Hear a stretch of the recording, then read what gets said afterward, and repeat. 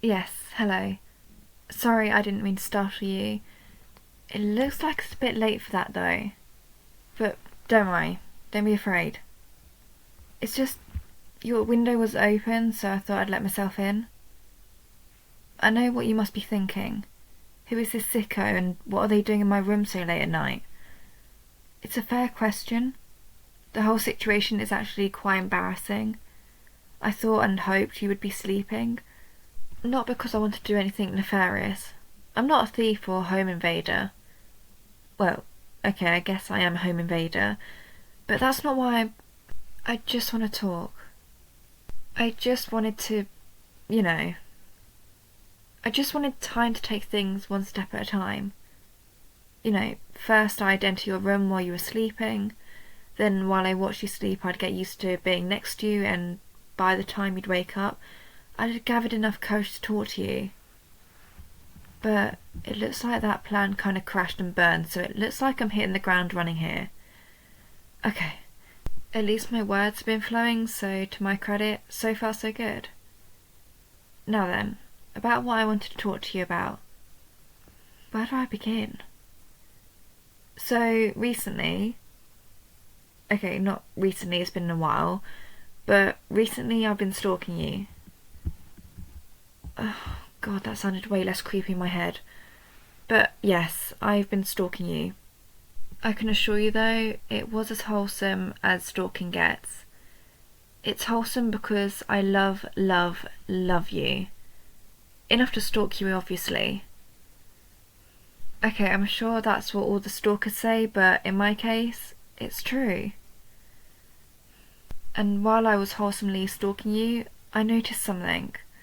Well, several things actually. None of them good. So, first of all, I noticed you seem kind of lonely. You don't really get out that often. You don't have that many friends. Well, real friends anyway. Not your fault, by the way. And of those friends, you don't get to spend as much time with them as I'm sure you'd like. And even when you do spend time with them, the quality of that time really isn't all that. It's perfectly possible to feel alone even when you're surrounded by company. Trust me, I get it. Which is why I can understand just how lonely you really are. And like I said, not your fault. Bad things happen to good people, and you're a good person. Trust me. I'd be one to know since I'm your stalker. Wholesome stalker. Because I love you. Don't forget that important bit, please. But as for your condition, it gets worse. Not to be a pessimist, but it gets worse. Because second of all, I also noticed you've been pretty anxious recently. A bit stressed. I don't know if you've ever noticed sometimes, it just sort of happens. But I've certainly noticed. And I don't think the cause of it is just from your loneliness, because I've been watching you, and believe me, I know you have a lot of things to be stressed and anxious about. And I can see the effect that has on you, and it is still having on you. You just haven't been yourself. Your eating habits changed, your sleeping habits changed. So much about you has changed. You're not the same person you once were, and I'm afraid that if this goes on any longer, you'll lose your sense of self and you might even forget who you ever were. Which, here's the good part, is where I come in. Because I, the stalker who is so head over heels in love for you that I regularly slip you a few extra bills in your wallet when you're not aware. You thought you were just bad at math and keeping track of your spending, didn't you? But I, that affectionate wholesome stalker, have made it my divine mission to save you. My very life's purpose. Now, how do I intend to do that, you might ask? The answer is very simple. Kidnapping. No. Don't freak out. I mean, yes, it's kidnapping, but consensually. I will consensually kidnap you. I'll only kidnap you if you want it. Okay, though I guess at that point it's not really kidnapping if you consent. Now, I know this must all sound so absurd, but there's some logic here, I swear. You see, your life has trouble, it has stress and problems, and I'm here to take you away from all that. I'm offering my hand. It's a bit sweaty, I know. Like I said, I thought you'd be sleeping, but I'm offering my hand to take you to my home. You can live there with me. It's a very low stress environment. You don't have to worry about high expectations or responsibility there. Heck, I was blown away when you caught that spoon that was falling. I even marked it in the notebook I used to chronicle your life. I can show you some time, and you don't have to worry about money there either.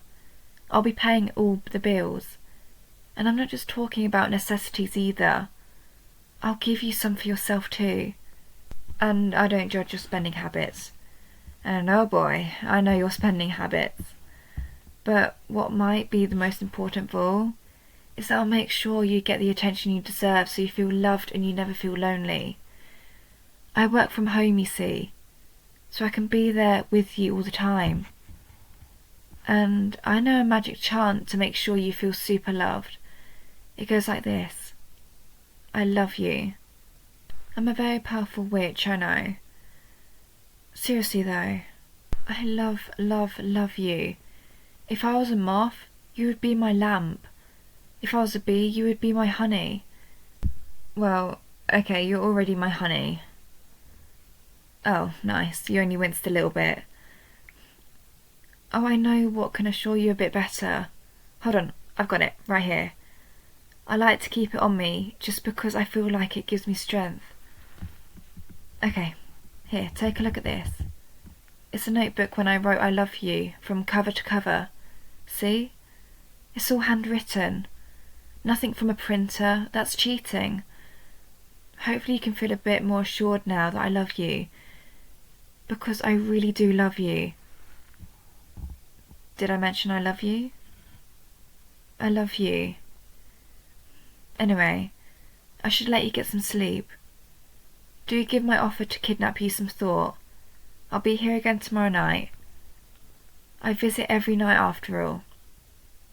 Oh, and please don't lock your window. Am I forgetting anything else?